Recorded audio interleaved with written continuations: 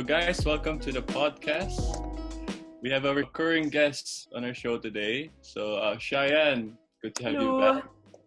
So far, we've had all New Zealand-based guests. So we have Senna, Remy, Carl, Suresh, and Devin, and yeah, of course, Shai. So right now we have a new member from Florida. FSA is going global, guys. Shai is pulling the strings, even if it's a pandemic. Yes. So Yes, another sir. $5 in our account. Yes, sir. So before we start, I'll let Paolo introduce himself. So name, what you do, how you discovered FSA. Okay. Well, Yeah. my name is Paolo. I'm a student here at the University of Florida, and I'm a nursing student. So I discovered FSA at UF. However, Cheyenne found me a little while back, and we're childhood friends. So she ended up plugging me in with FSA Auckland, and I found another interesting group of Filipinos, and that's how I ended up here. Wow. Dang. Thank you, Shai. Do you You're have welcome. any? Do You're you know welcome. any more people from around the world? Me? I know Yeah. a lot of people from US, and there's Australia too. Let's go. Bang, bro.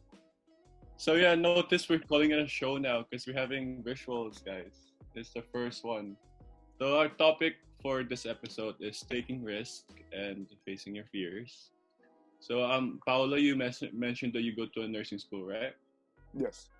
Yeah. So I'm sure there's risk involved, like with that kind of work, because you're exposed to different kinds of people that Mhm. have any kind of sickness. So take us through your thoughts and feelings of like every time you step out of your house and go into your workforce, because I'm sure there's fears as well, right?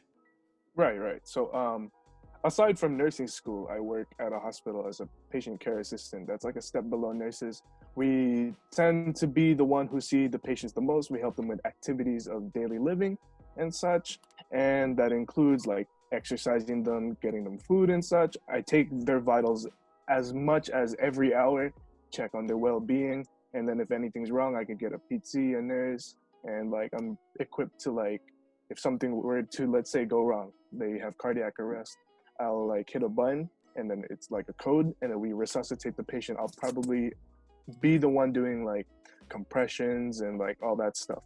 But like in light of recent events and this whole global pandemic, I've gotten to see firsthand how fast hospitals can adapt to these types of situations. And other places of the world are hit harder than others, but I'm so glad that where I am, it's a university hospital, it's cutting edge. They had this really good plan from the first set of like COVID patients here. And then me as an individual, they just always told us like what type of PPE we need and what type of precautions we need to have when interacting with other people. So, and at the workplace, my unit specifically takes care of bone marrow transplant cancer patients.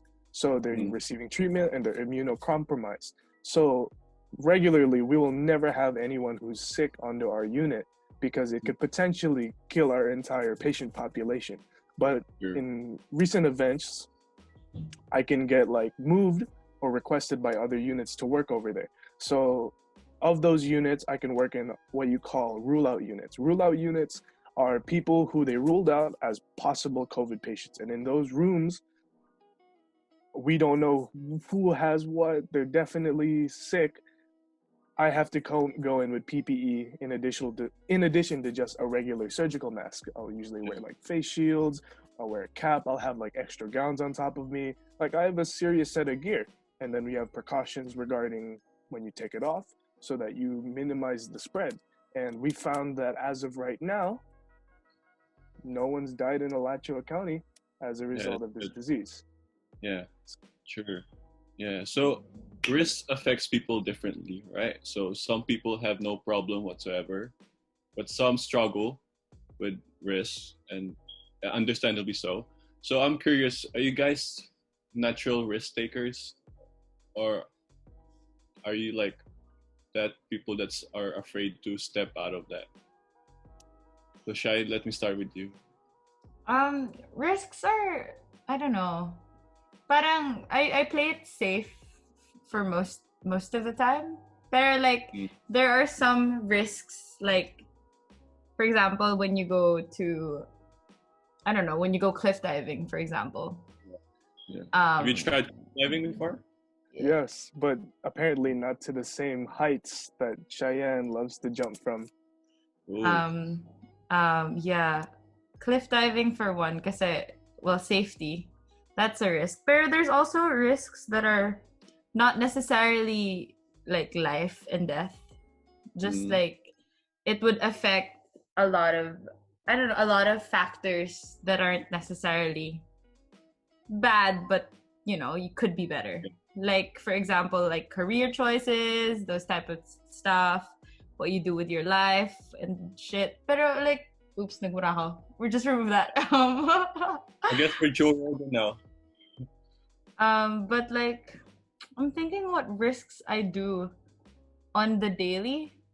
Like, I think the most risky one at the moment is being an activist and vocal with what's happening in the Philippine government, because it's risky in a way because the opinions on the government are like too extreme. Like they're in the two ends of the spectrum. So like there's one, a super go for the government, and I'm pretty much against the government and how they're running the Philippines at the moment. And it's risky right now because there have been cases where police, where like people get warrants because they talk back against the government on social media. And I'm lucky because I'm not in the Philippines. I'm in New Zealand. So even if I talk against the government, they can't touch me. But that's a risk for me because if let's say martial law happens, and we kind of all know the gruesome the history of martial law, and if that happens, me talking would be risking my family who is still in the Philippines. So yeah, that's one. And I think also one of the biggest risks, it's like not really big, but like being an artist, because you're open to more criticism and judgment, and just putting out the work that you do is just, you know, it's open to everyone, for everyone to judge and stuff. That's pretty much it. True. Growing up, I believe that I am a risk taker. I guess in a sense it's how I was raised, and growing up in the US and being Filipino American, whatever you want to label it, it's like if you never get outside of your box, there's a lot of people who will put you down. So you learn to like work outside of your comfort zone, and that's something my father instilled in me growing up. And one of the facets that he taught me how to be confident in myself and learn to take risks is like he did martial arts, and he put me through, and I still continue this, a rigorous martial arts system.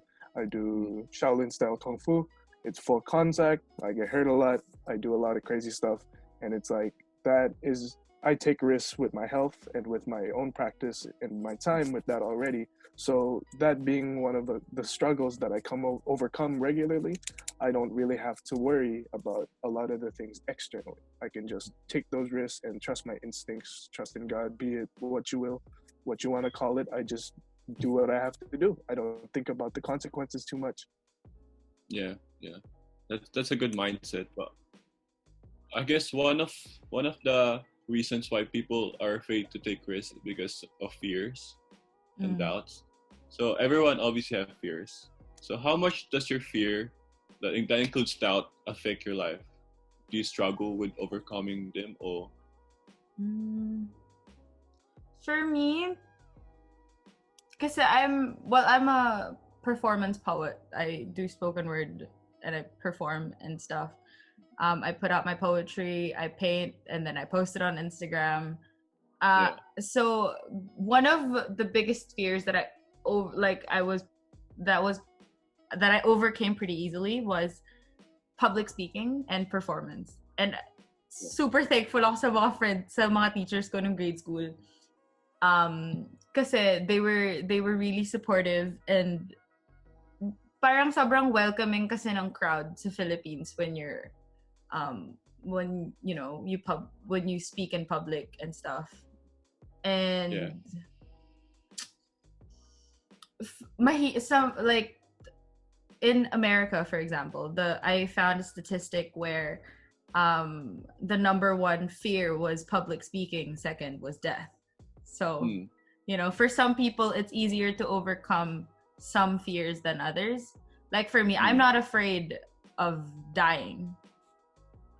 Like if I die today, then like okay, that's fine. But it would be sad because hello, I'm turning 20 tomorrow, so it's kind of like if I die today, that's sad. Thanks. Happy birthday. But yeah. No, like I doubt myself a lot. Like I don't trust myself. Because I feel like I'm gonna do something stupid and affect someone else. But I don't really fear being stupid for my sake. It's more for other people's sake. Yeah. Fear doesn't really govern a lot of the things that I do. I don't know if that's because I don't really dwell on the doubts that I have, stuff like that. I like to think that every single day that everyone's here, it's like we're already beating the odds in that regard, where we, in relation to where we came from, or in relation to like our day-to-day improvements, we're already doing like great steps in our lives. So you can't let doubt really affect your decisions and like how you're gonna end up going through with your life going forward. Like personally speaking, I don't really have fears to begin with, and if anything, I have like regarding my doubts, I choose not to dwell on it. I just look at the positive outcomes of things and I stick to that, and I just keep my eyes forward. Yeah, true. Yeah. How much should a person take any risk, do you think? So like the balance of leap of faith and staying where you are, how much should a person decide, oh, I should risk this, or maybe I should just keep it? And yeah, how much should a person risk it, do you think? Personally, I believe that a person should not necessarily take risks often, but definitely they should push their boundaries every once in a while in order to figure out, one, who they are as a person and what they truly enjoy and are truly like meant to do in life. Yeah. And then, I guess one of the biggest fears for people is failure. And without failure, you can't really learn. Failure is one of the greatest teachers in life. So in that regard, I don't see why a person shouldn't take risks. It's either they succeed or they learn.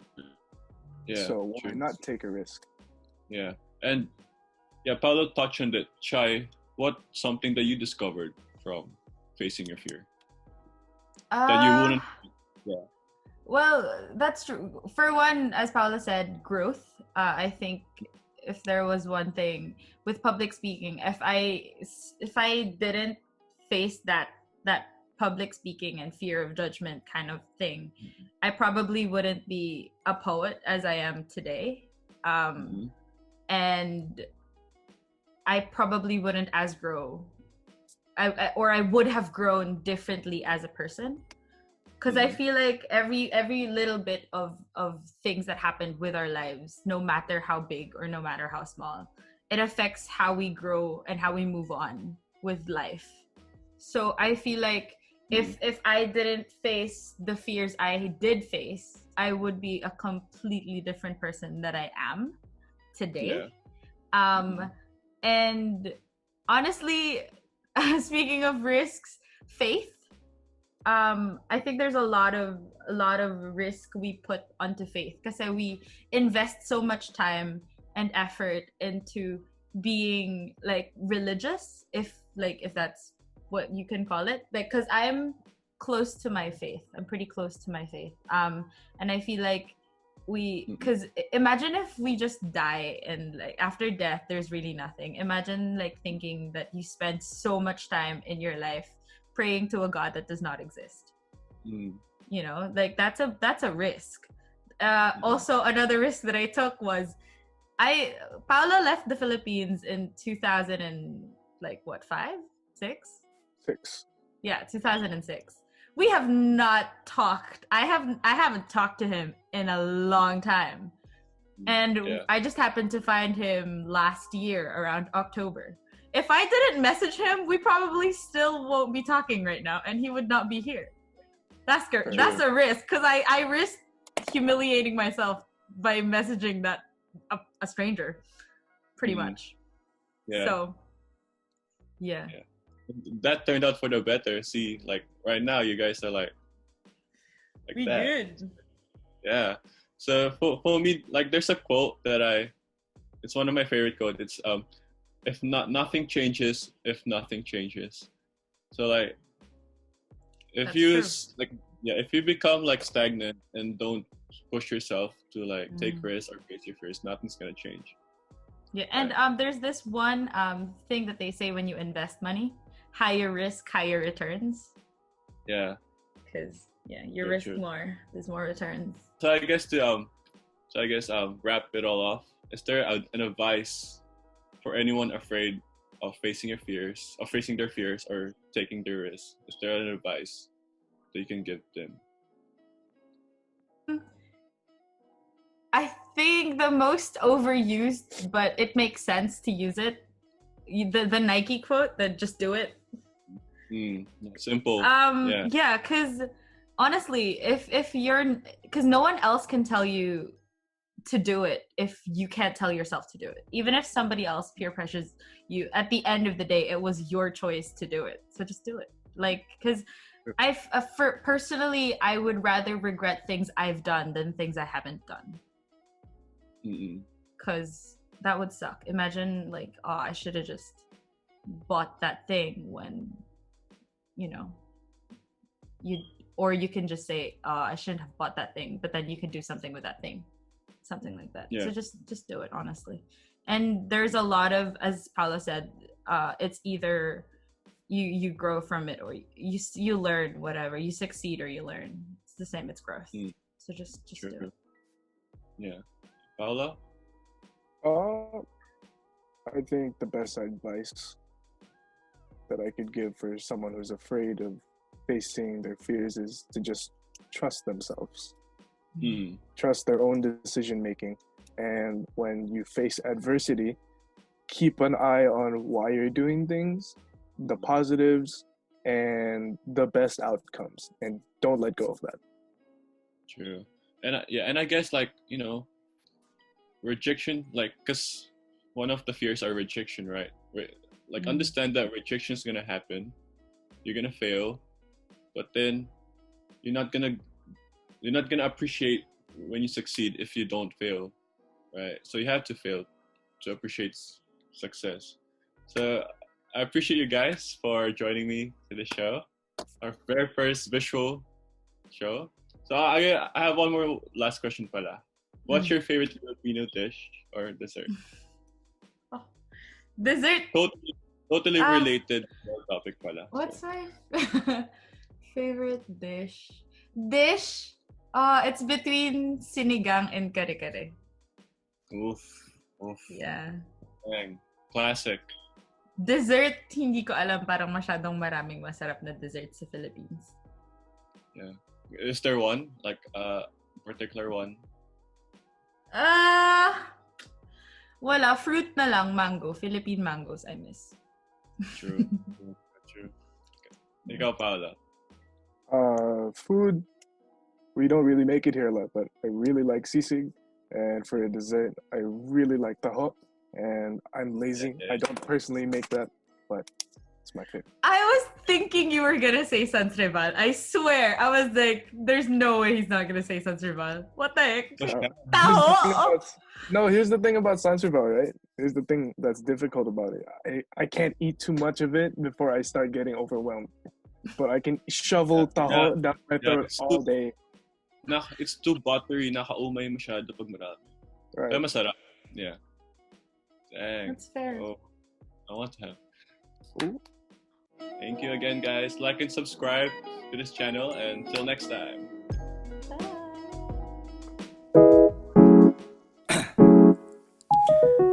Down, yeah. I've been feeling so down.